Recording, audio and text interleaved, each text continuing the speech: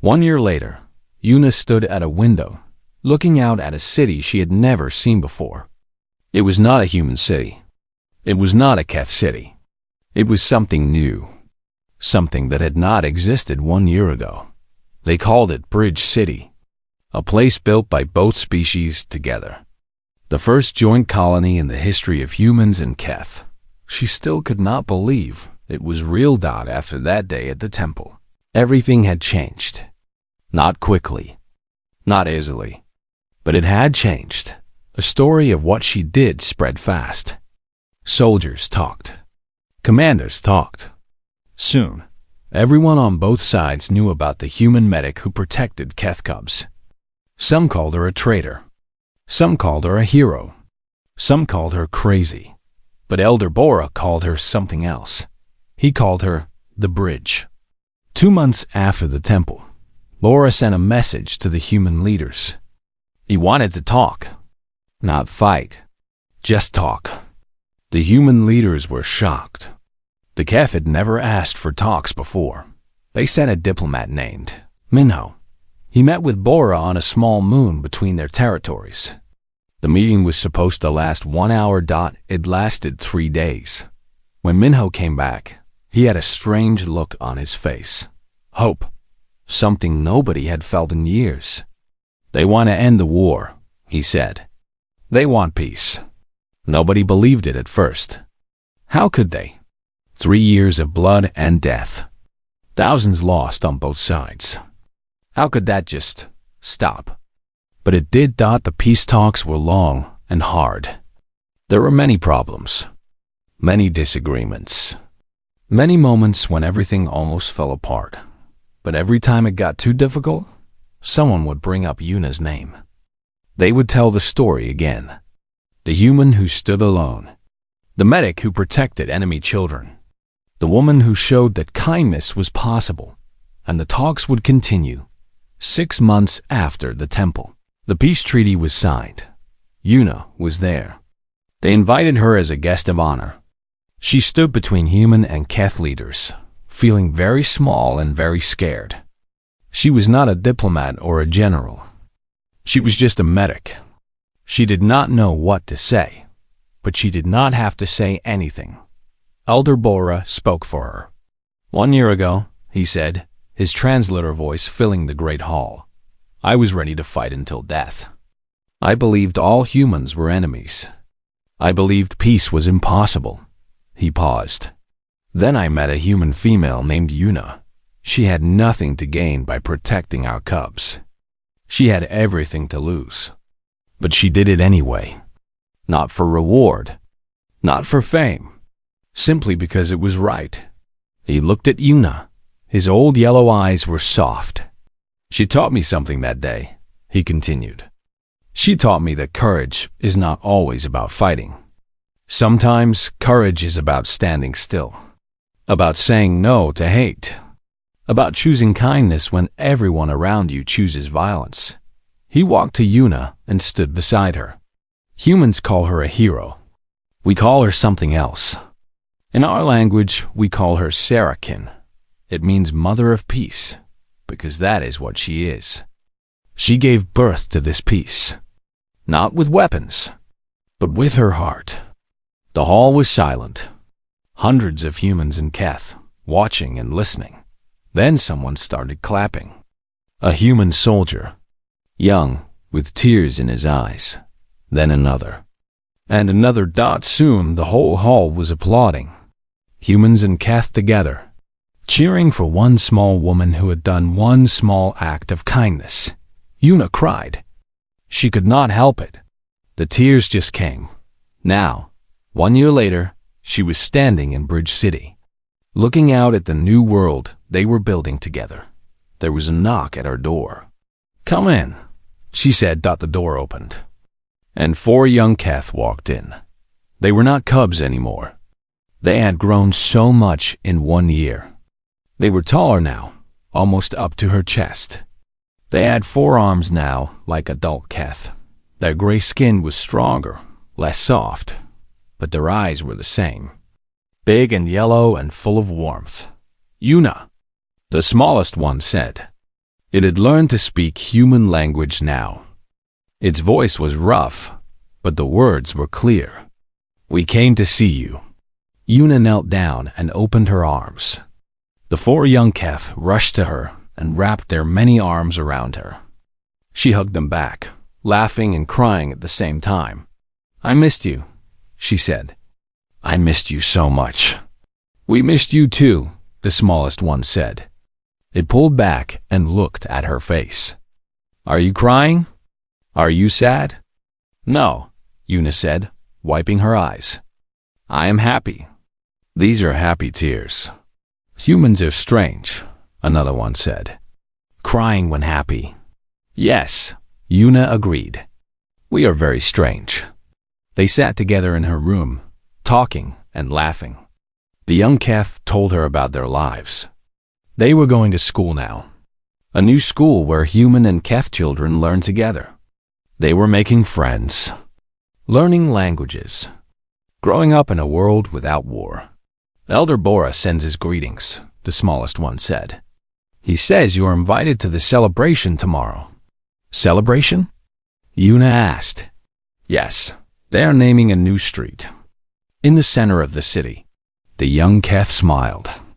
It had learned to smile now, just like Yuna. "They are calling it Yuna Street." Yuna's mouth fell open. "What?" "It is true. Bora said you would make that face." The young Keth laughed. "He said to tell you that you cannot say no. It is already decided." Yuna shook her head. She did not know what to say. A street named after her, in a city built by two species who used to kill each other. "I do not deserve this," she said softly. The smallest Keth took her hand. Its grip was stronger now, but still gentle. "You do," it said. "You saved us. But more than that, you saved everyone. You showed us all that another way was possible." Yuna looked at the young Keth, at the city outside her window, at the future that was being built, one day at a time. She thought about her mother, about the words she had said so many years ago. "Be kind, even when it is hard." Especially when it is hard. Yuna had tried to follow that advice. She had not always succeeded. She had made mistakes. She had been afraid many times. But in the moment that mattered most, she had chosen kindness, and it changed everything. She squeezed the young Keth's hand. "Okay," she said.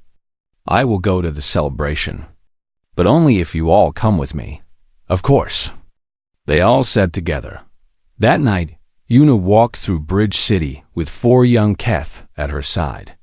Humans and Keth nodded to her as she passed. Some smiled. Some waved. A few called out her name. "Mother of Peace." "Sarakin." "Thank you, Yuna."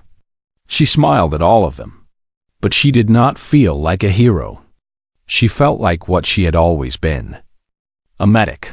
A daughter. A woman who tried to do good in a hard world, thought the war was over. Peace had come. A new future was beginning.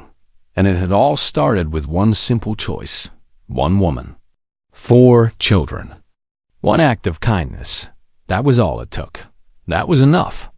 Yuna looked up at the stars. Somewhere out there, the universe continued. Vast and cold and uncaring. But down here, on this small planet, something warm was growing. Hope God. She held the young Keth closer and smiled.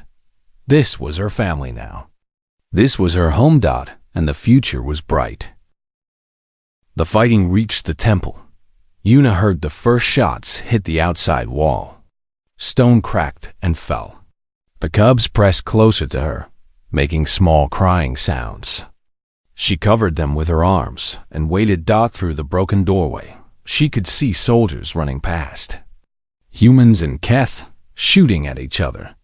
Bodies falling. Blood on the ground.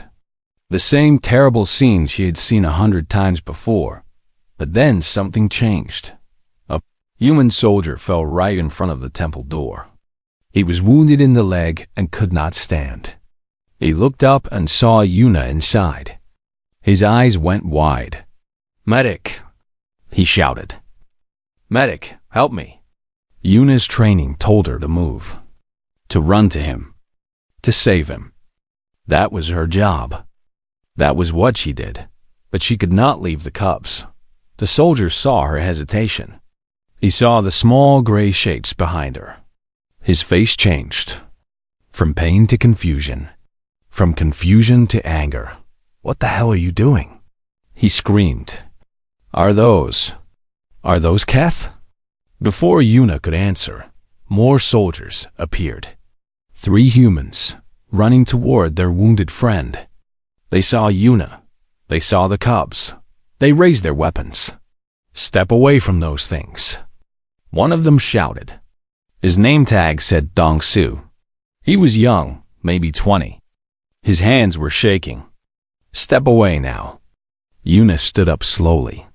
She put herself between the soldiers and the cubs. Her arms were spread wide. "They are children," she said. Her voice was calm, even though her heart was racing. "They are just children. They are the enemy." Dong Su shouted. "They are monsters. Their kind killed my brother." "These ones did not," Yuna said. "They are babies. They have done nothing. I do not care." Dong Su stepped forward, his weapon pointed at her. "Move, or I will shoot through you." Yuna did not move. The other soldiers were looking at each other. They were confused. They did not know what to do. One of them, an older man with gray hair, stepped forward. "Easy, Dong Su," he said. "Let us think about this." "There is nothing to think about." Dong Su's eyes were wild. "They are Keth. We kill Keth. That is the rule. That is what we do." "They are children," Yuna said again. "Would you kill human children, Dong Su? If the Keth had human children, would you want them to kill those children too?" Dong Su stopped. His mouth opened and closed, but no words came out. And then everything got worse. From the other side of the temple, Keth soldiers appeared. 5 of them. Big, gray, with 4 arms and glowing yellow eyes. They saw the humans. They saw Yuna. They saw the cubs. One of them roared. The sound was so loud, it shook the walls. "Human has our young." The Keth was using a translator device. The words came out in broken mechanical sounds. "Human takes hostages."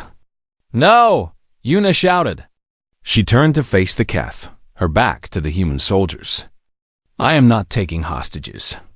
I am protecting them." The Keth did not listen. They raised their weapons. Plasma guns. One shot from those could burn a hole through her body. Yuna was trapped. Humans behind her. Keth in front of her. Both sides ready to shoot. She took a deep breath. Then she did something that nobody expected. She walked to the doorway of the temple. Right to the middle, where everyone could see her.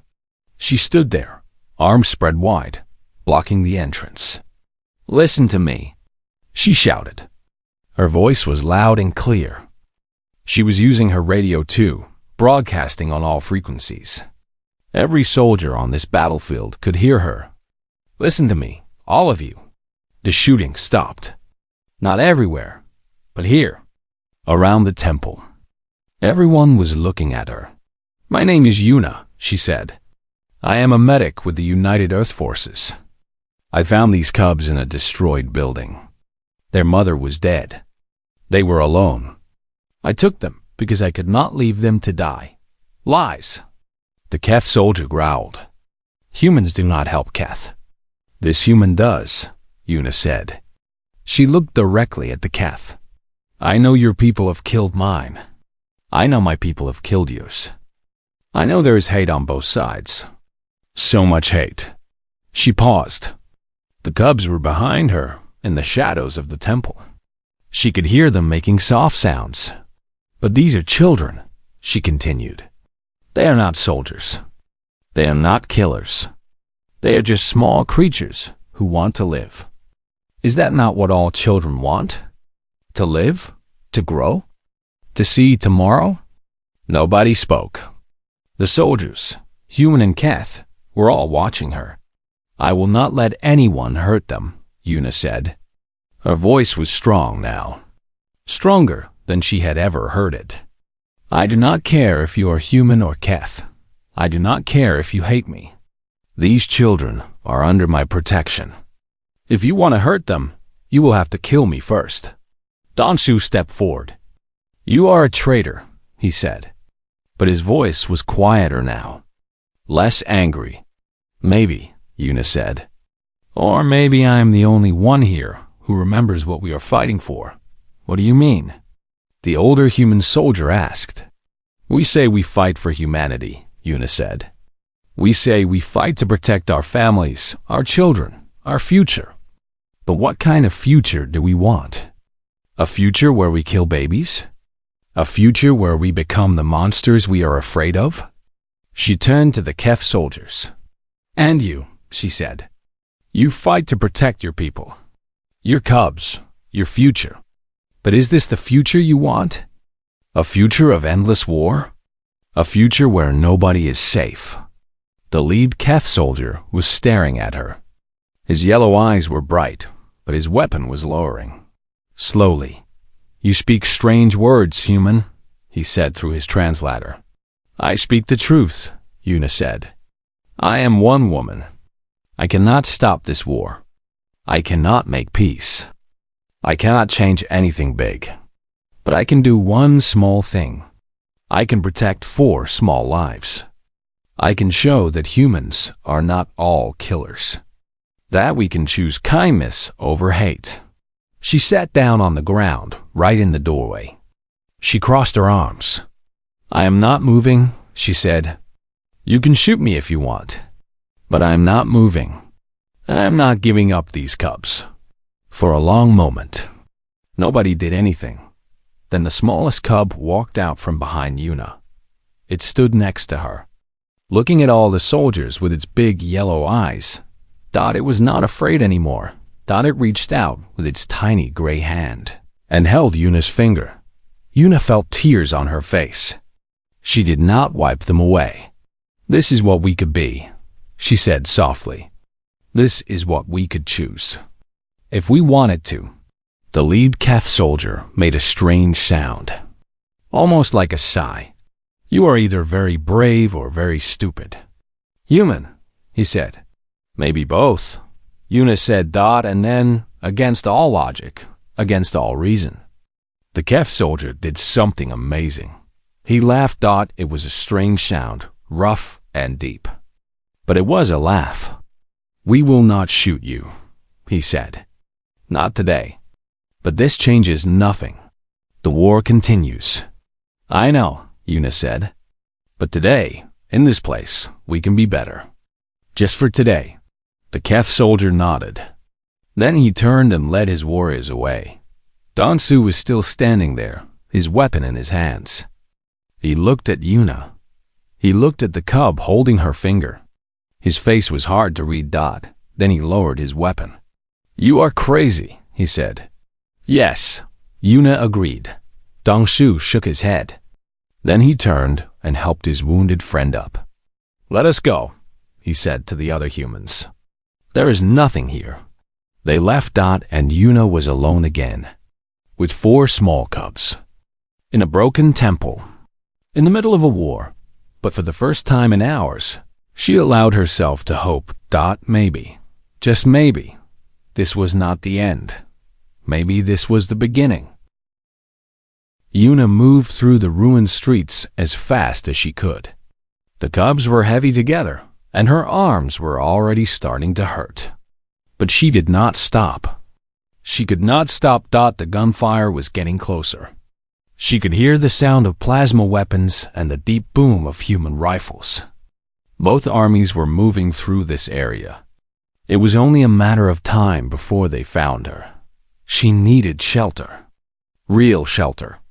Not just a broken building, but somewhere she could hide.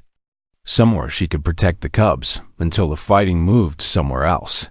The smallest cub in her arms made a soft sound. It was looking up at her with its big yellow eyes. Yuna felt a strange feeling in her chest. Something like love, but different. Something like the need to protect. She had never had children of her own.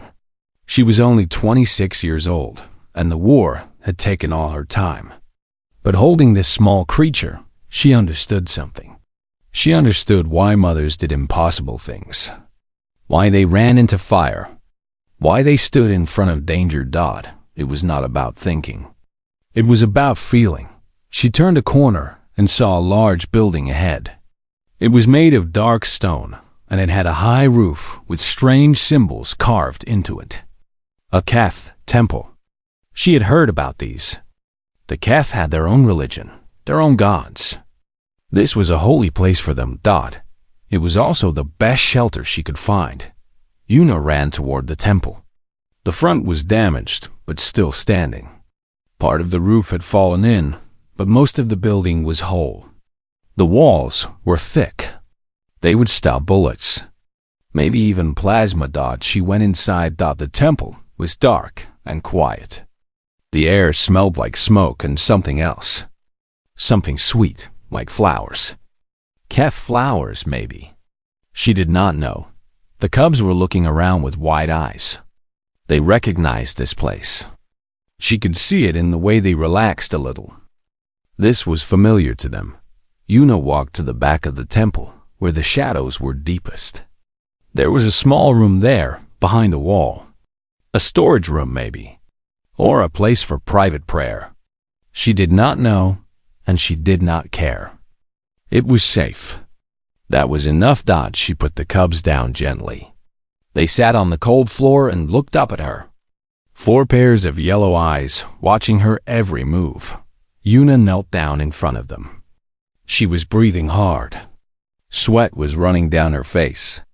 Her shoulders still hurt from when she fell earlier. But she smiled at the cubs anyway. "We are safe here," she said softly. For now.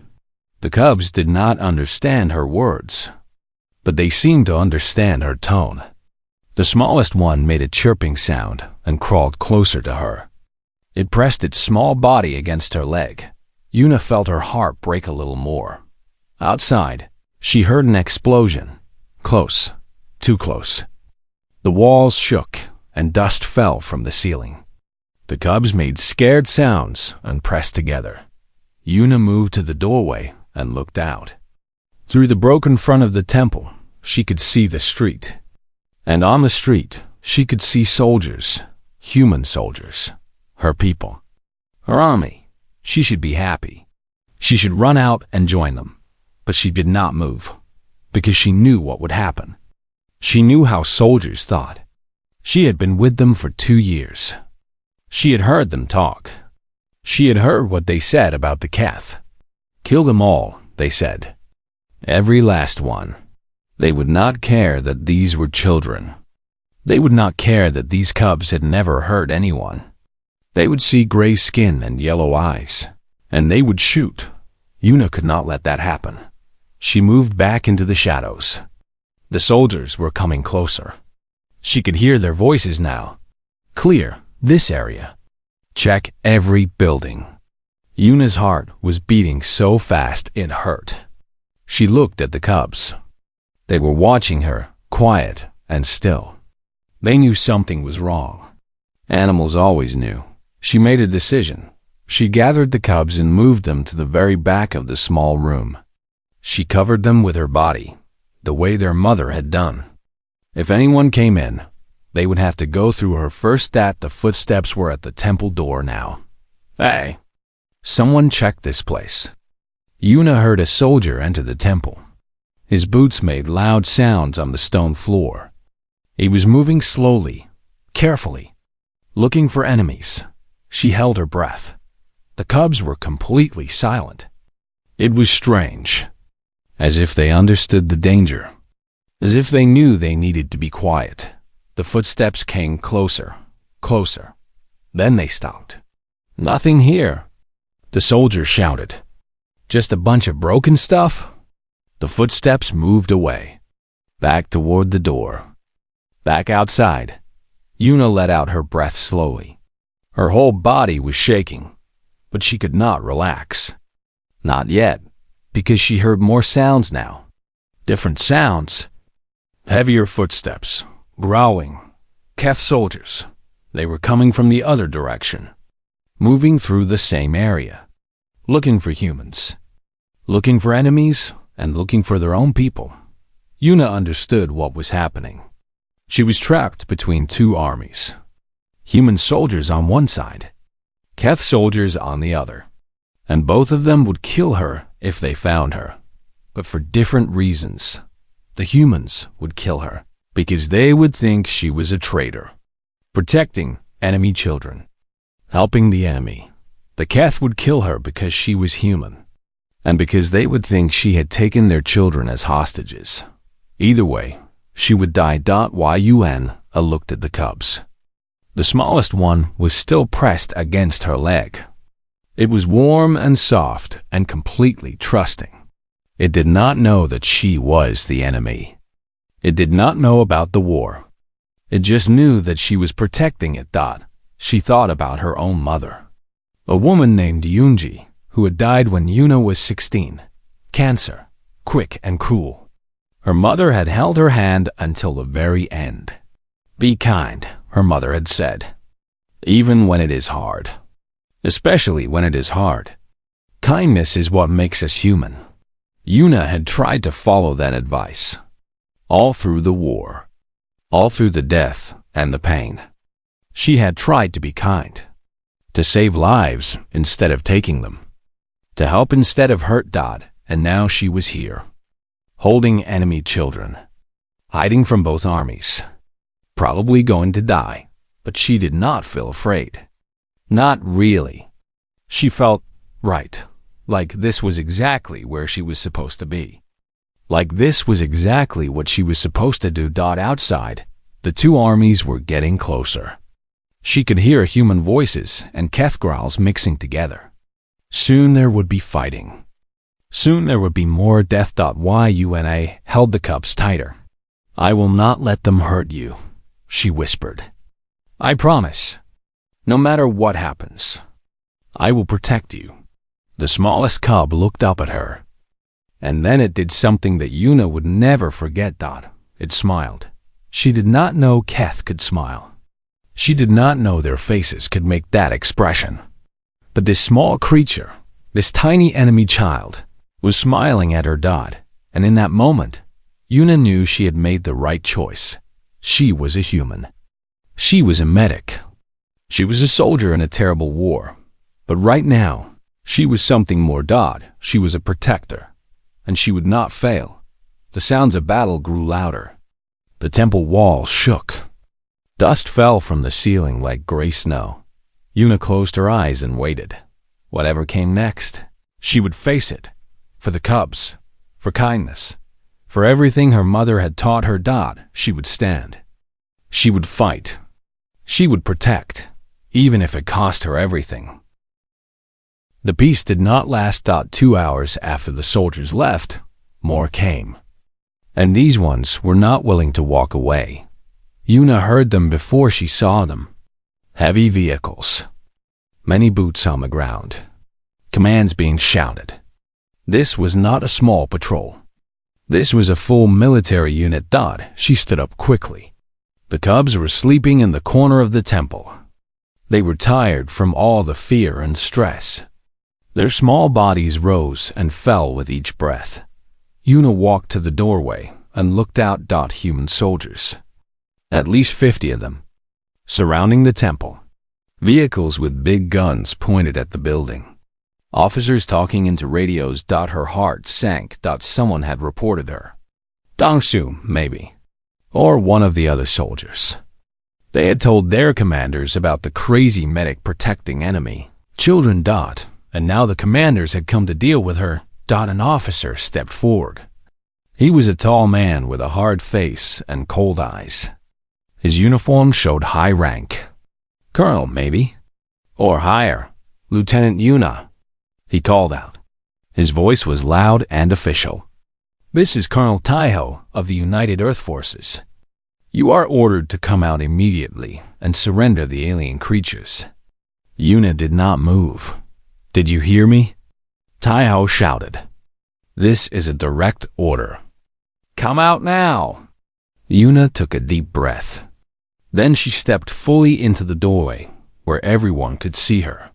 Colonel, she said, I heard you, but I cannot follow that order. Taiho's face turned red. You cannot refuse an order. You are a soldier. I am a medic, Yuna said. My job is to save lives, not end them. Those are not lives. Taiho shouted. Those are Keth. They are animals. Monsters. They are children, Yuna said. The same words she had said before, but they did not feel tired. They felt more true every time she said them. Taiho made a signal with his hand. Soldiers raised their weapons. This is your last warning, he said. Come out, or we will come in and take them by force.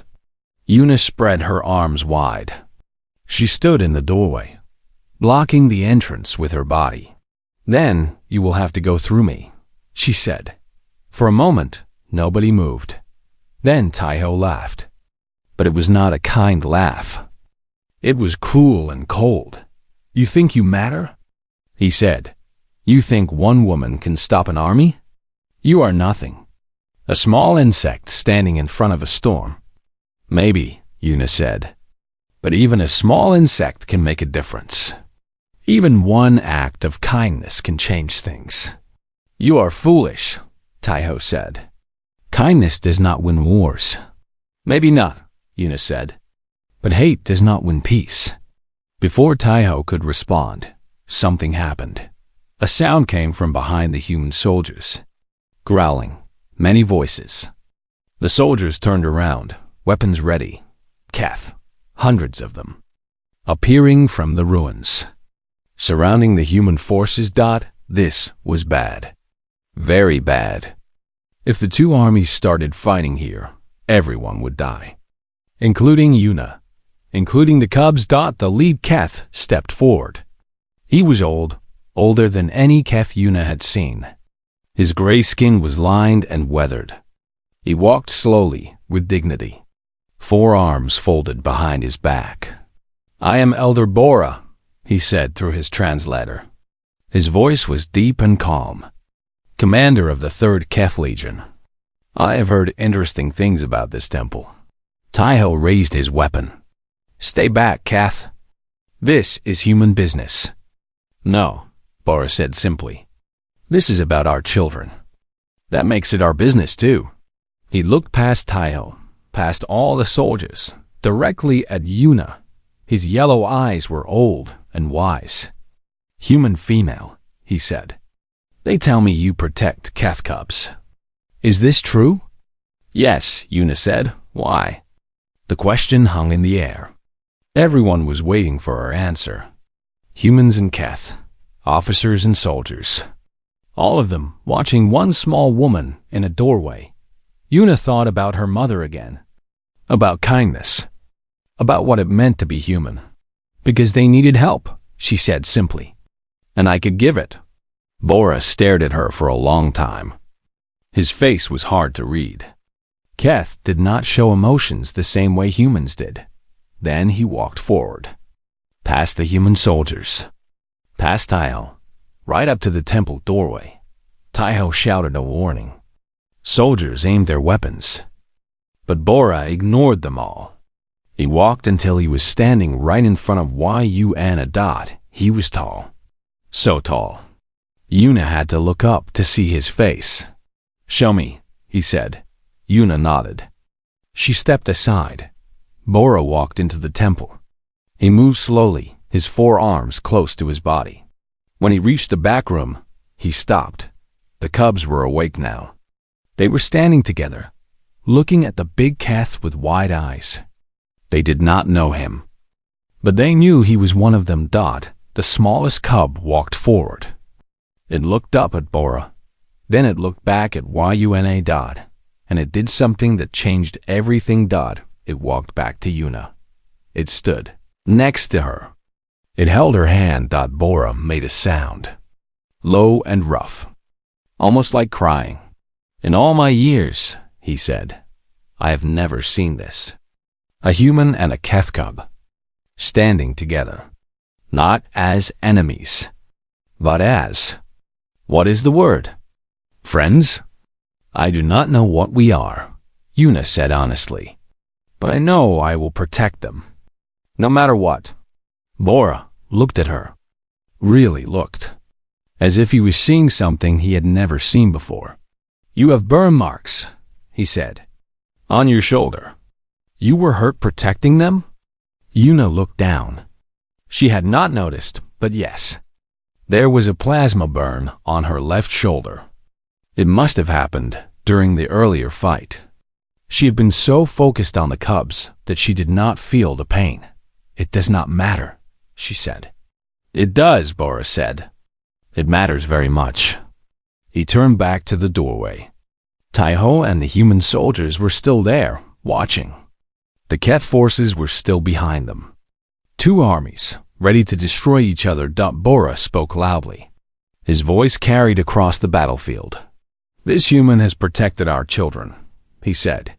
She has been hurt doing so. She asks for nothing in return. She does not demand payment or trade. She simply protects. He paused. I have fought humans for many years. I have seen them kill. I have seen them destroy. I have hated them. But today, I see something different. Today, I see kindness. True kindness. The kind that expects nothing back. He looked at Taiho. Human commander, he said. You want to kill this woman? For protecting children? Taiho's face was hard, but there was doubt in his eyes now. She broke the rules, he said, but his voice was less certain. Rules made by hate, Bora said. Rules that say all Keth must die. Even children. Even babies. Are these rules you are proud of? Taiho did not answer. Bora nodded slowly. I thought so. He turned to Una. Human female, he said. You have done something today that I did not think possible. You have shown me that not all humans are the same. That some of you can be good. Una felt tears in her eyes again. Thank you, she whispered. Bora reached out with one of his 4 hands. Slowly, carefully, he touched the top of her head. It was a gentle touch, almost like a blessing. The cubs will come with me now, he said. They will be safe. I promise this. Una nodded. She knelt down and looked at the 4 small cubs. Go with him, she said softly. He will take care of you. The smallest cub looked at her with its big yellow eyes. It made a sad sound. It did not want to leave her. Una hugged it gently. I will not forget you, she whispered. Never. Then she let go. The cubs walked to Bora. He gathered them carefully with his 4 arms. They fit perfectly against his chest. He looked at Una one more time. This war is not over, he said. But today, in this place, something has changed. I do not know what it means yet, but I feel it. You have planted a seed, human. Let us see what grows. Then he turned and walked away. His soldiers followed, and the human soldiers did not shoot. Taiho stared at Una. His face was complicated. Angry, confused, maybe even a little impressed. You are either a hero or a fool, he said. Maybe I am both, Una said. Taiho shook his head. We will talk later, he said. This is not finished. Then he turned and led his soldiers away, and Una was alone. She sat down on the temple floor. Her whole body was shaking. The burn on her shoulder was starting to hurt now. Really hurt, but she was smiling, because she had done it. She had kept her promise. She had protected them. The sky was burning. Una looked up and saw fire falling from the clouds like rain. The orbital ships were shooting again. Each blast hit the ground and made the earth shake under her feet. She had been a medic for 2 years now, but she had never seen anything like this. The colony world of Vega 7 was dying around her. She ran through the broken streets of what used to be a small human town. Buildings were falling. People were screaming somewhere far away. Her radio was making only static sounds. She had lost her squad 30 minutes ago when a bomb hit the building next to them. She did not know if they were alive or dead. Her legs hurt. Her lungs burned. But she kept running. The war with the Keth had been going on for 3 years now. 3 long, terrible years. The Keth were not like humans. They were tall, almost 7 feet, with gray skin that looked like stone. They had 4 arms and eyes that glowed yellow in the dark. Their teeth were sharp, made for eating meat. They were predators. Real predators. Humans had met them by accident. A mining ship had landed on one of their planets without knowing. The Keth did not ask questions. They did not try to talk. They just attacked. And then the war began. Una did not hate them. She was a medic. Her job was to save lives, not take them. But she had seen what the Keth could do to human bodies. She had held dying soldiers in her arms. She had heard their last words. She knew the Keth were dangerous that another explosion shook the ground. Una fell forward and hit the dirt. Her helmet cracked against a rock. For a moment, she saw only white light. Then her vision came back, blurry and painful. She pushed herself up slowly. Her hands were shaking. Blood was running down the side of her face from a small cut. She wiped it away and looked around. She was not in the human town anymore. Somehow, while running, she had crossed into the other side. The Keth side. The buildings here were different. They were made of dark metal and strange stone. The shapes were not like human buildings. Everything had sharp angles and no windows. The Keth did not need much light. Their eyes could see in the dark. Una's heart started beating faster. She was alone. In enemy land. With no weapon except a small knife and her medical supplies, she needed to go back. She needed to find her squad or any humans at all. But which way was back? The smoke was so thick she could not see the sun. Every direction looked the same. She started walking carefully. Her boots made soft sounds on the ground. She tried to be quiet. If any Keth soldiers found her here, she would die. That was simple. That was the truth. The street was empty. The Keth had left this place, probably to fight somewhere else. Or maybe they were all dead. She saw bodies on the ground. Keth bodies. Big, gray, not moving. The battle had been here already. She walked past them without looking too closely. She did not want to see. Then she heard it. A small sound. Like crying. Una stopped. She listened. The sound came again. It was coming from a building to her left. A building that had been partly destroyed by fire. Her brain told her to keep walking. Her training told her to ignore it. But her heart told her something else. She walked toward the building. The door was gone. Only a black hole remained. Una stepped inside slowly. The air was thick with smoke and dust. She coughed and covered her mouth with her hand. The crying sound was coming from the back of the room. She walked forward, step by step. Her eyes adjusted to the dark. She saw broken furniture, strange objects she did not recognize. And then she saw them. 4 small shapes, huddled together in the corner. At first, Una did not understand what she was looking at. Then the shapes moved, and she saw. They were Keth, but they were small. So small. Babies. Cubs. Whatever the word was for Keth children. They were gray like adult Keth, but their skin was softer. Their eyes were big and round, glowing faintly yellow in the darkness. They had only 2 arms each, not 4 yet. They were shaking with fear. And under them, not moving at all, was a bigger Keth, an adult. Female, maybe? She was lying on the ground, and her body was covering the cubs like a shield. But she was dead. Yuna could see the wound in her chest. She had died protecting her children. One of the cubs looked up at Yuna. It made a small sound. Not angry, not threatening, just scared. So scared, Yuna felt something break inside her chest. These were the enemy. These were Keth. Their people had killed thousands of humans. Their soldiers had torn apart her friends. She should hate them. She should leave them here to die.